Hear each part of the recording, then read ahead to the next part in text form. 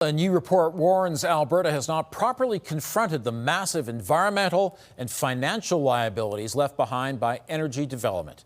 The research shows the province faces as much as $300 billion in oil and gas cleanup liabilities due to orphaned and abandoned wells. Tim Brooke has more on who pays and who doesn't.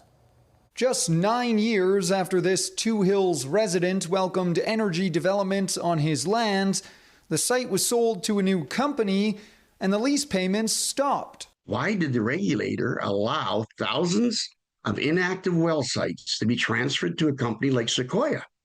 And it'd be out of business in 18 months. Orphaned and abandoned wells have long been a major issue in the province.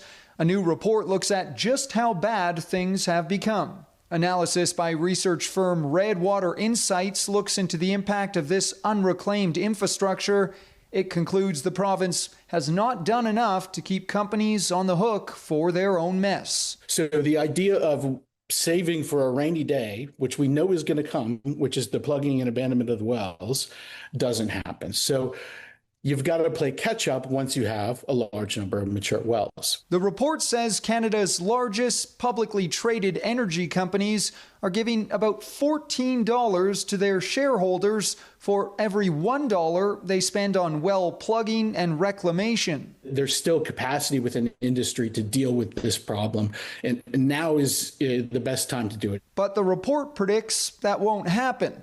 The authors instead believe Alberta's proposed cleanup strategy will soon make it even easier for companies to offload their aging wells and walk away, just like in Two Hills. You restrict transfers of late in life wells, or at least police that to make sure that those aren't being transferred to companies that are just going to dine and dash, so to speak. Without changes and with new development ambitions, landowners worry more issues are on the way. Premier has talked about doubling our production.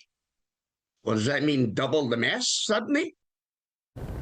Tim joins us with more. And Tim, the province says this isn't entirely its fault. Yes, this truly is a problem decades in the making. A spokesperson from the Energy Ministry reached out today and said this is all because prior governments have just kicked this issue down the road for years. But that spokesperson says this government is specifically committed to addressing the problem. They add that the province still supports a polluter pay principle and has recently increased the minimum spend for industry on reclamation. Back to you. Tim, thank you.